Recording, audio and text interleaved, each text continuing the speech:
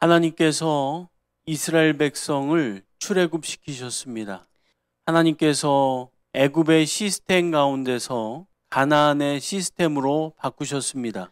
하나님께서 애굽의 노예 패러다임에서 가나안의 하나님의 자녀의 패러다임으로 바꾸셨습니다. 우리의 생각과 패러다임이 하나님 안에서 바뀌게 된 것입니다. 하나님 안에서 하나님의 백성들이 새로운 인생의 여정들을 가게 되는 것입니다. 하나님께서 하나님의 백성들을 출애굽시켜서 가나안 땅에 반대로 나아가도록 하셨습니다. 그들은 건널 수 없는 바다를 건너는 놀라운 기적을 경험합니다. 그들은 하나님의 기적을 일상의 삶 속에서 경험하는 것입니다. 그리고 하나님께서는 그들을 약속의 땅 가나안으로 인도하시는 여정 속에서 먼저 그 반대쪽으로 인도하십니다. 그 약속의 땅과는 정반대에 있는 하나님의 산, 신의 산으로 그들을 인도하는 것입니다.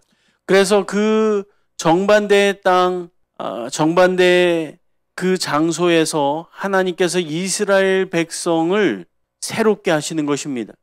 그래서 그들의 생각과는 전혀 정반대의 길로 인도하셨을 때 이스라엘 백성은 이게 하나님의 인도하심이 맞는가라고 생각할 수 있었습니다.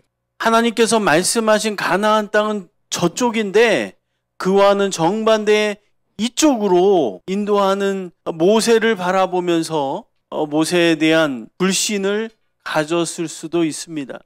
모세는 이스라엘 백성을 이끌고 가나안 땅과 정반대인 시내산에서 이스라엘 백성을 향하여 하나님의 메시지를 주는 것입니다. 그곳에서 11개월 동안 머물면서 하나님께서 가르치신 것이 바로 하나님이 찾으시는 예배자로 사는 법을 가르치셨습니다. 그 예배자 학교를 통하여서 그들의 심령이 하나님의 자유를 얻은 하나님의 자녀로서 하나님이 찾으시는 예배자로 바뀌어지게 되는 것이죠. 빨리 언약의 땅으로 가고 싶은데, 빨리 그곳에서 하나님의 놀라운 언약을 성취하고 싶은데, 하나님은 11개월 동안 하나님의 산에서, 신의 산에서 예배자로서의 훈련을 시키는 것입니다. 하나님께서 이 예배자 학교의 수료식 때에 주시는 메시지가 바로 오늘 본문의 말씀입니다. 그래서 하나님의 언약의 땅, 가나안 땅으로 출발할 수 있는 분명한 정체성을 이 말씀을 통하여 주시는 것이죠.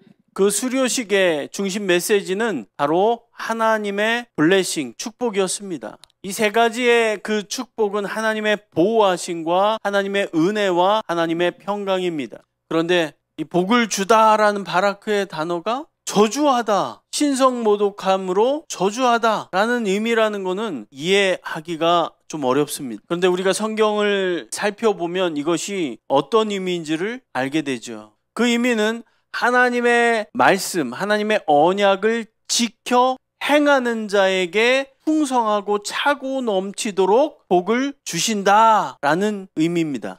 또한 하나님의 말씀을, 그 언약을 지켜 행하지 않는 사람에게 하나님이 징계하시고 저주하신다라는 의미가 함께 있다는 것입니다. 마치 하나님의 말씀이 양날선 검과 같이 그것이 하나님의 말씀을 지키는 것에 의하여서 그 칼의 한쪽 면은 바깥을 향하고 한쪽 면은 바로 우리를 향한다는 거예요.